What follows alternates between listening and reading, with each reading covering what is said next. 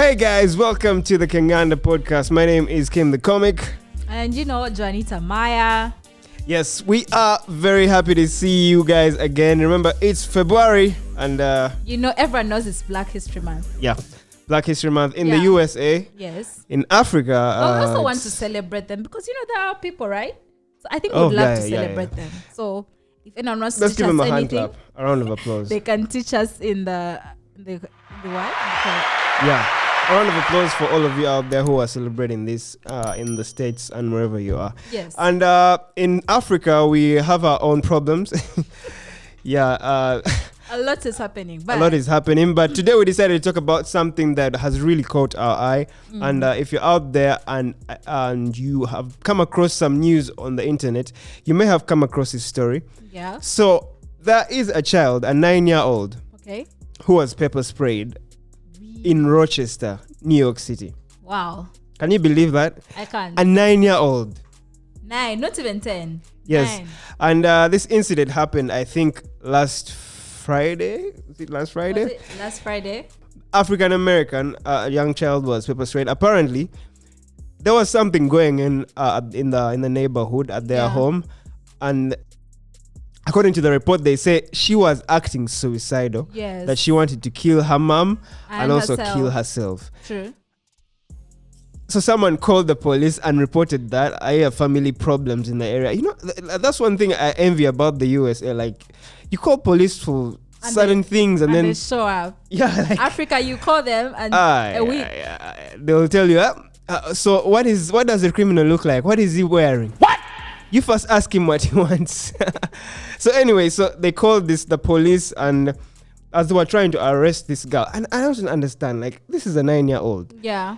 And they were trying to arrest her. Apparently, they put her in handcuffs. Yeah, they put her in handcuffs and they tried to get her to, the back of the police car. But she refused, like she was resisting a bit. And then she couldn't, when you sit in the car, she left her feet outside. So she couldn't get her feet inside the car. And when the feet are not inside the car, you can't close the door. Mm-hmm. Yeah? So now when the police guys were all that, so I was like, at this point, just pepper spray her. Even they first warned her that they were going to pepper spray her. And they actually did.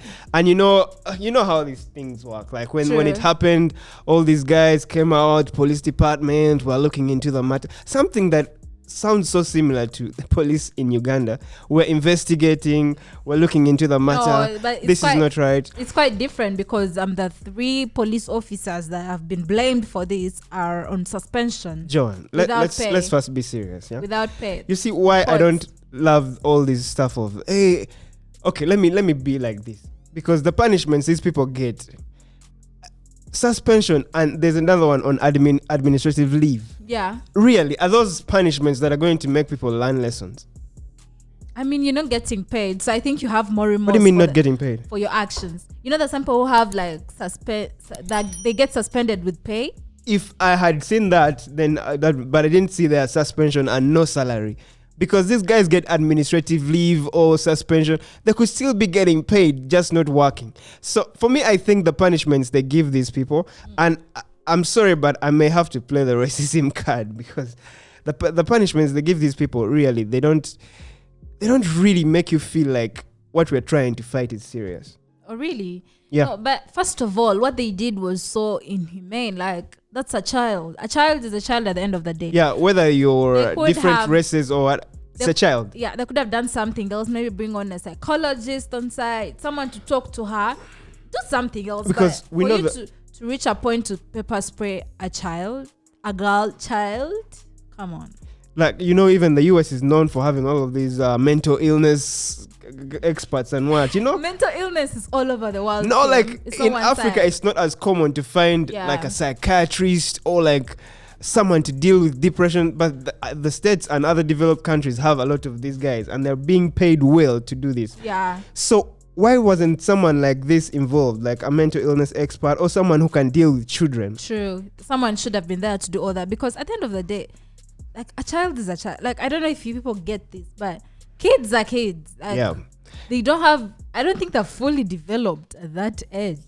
And putting a child in handcuffs, I think that could even mentally traumatize you. Yeah. Because I don't know what you are doing as a 9-year-old, but if I ever went into a police van at 9 years, I don't think I would see life the same. It would disturb you for the rest of your life because you'd keep thinking, oh, am I maybe a bad child? Yes, Did I deserve this? You feel like a disappointment. But let's get back to that whole thing of why is a 9-year-old suicidal, guys?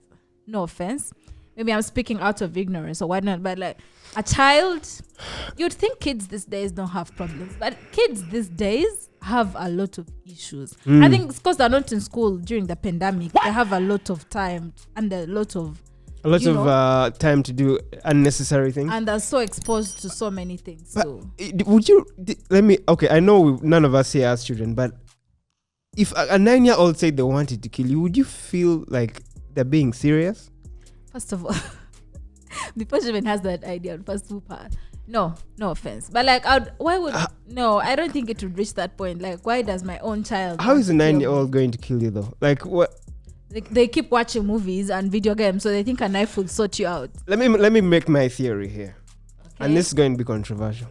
I think the people who called the police for this matter exaggerated this whole thing, and I'm sorry to say, I don't know what really happened, but I think they could have been of another race. Yeah, I'm just saying, because let me tell you this. Black people, like, African Americans and Africans, it's the way we deal with our family problems. We handle them. Yeah, usually we don't involve like the police or like some weird.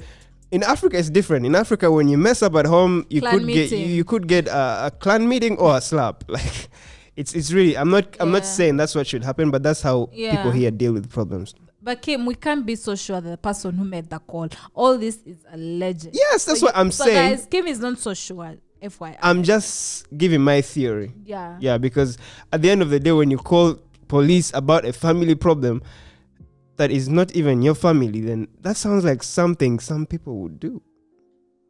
Wow.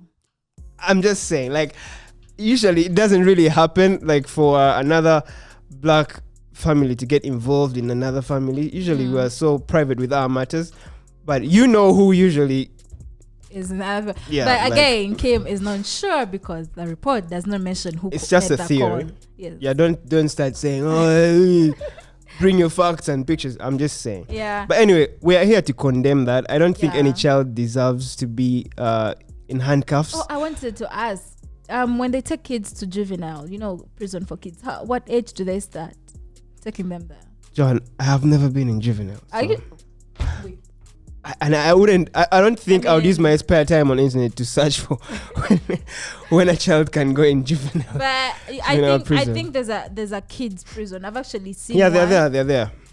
I've grown up next to a police station. This is so weird. I've grown up next to a police station and I've seen a kid. How are you still here, John? You should have. No, sorry.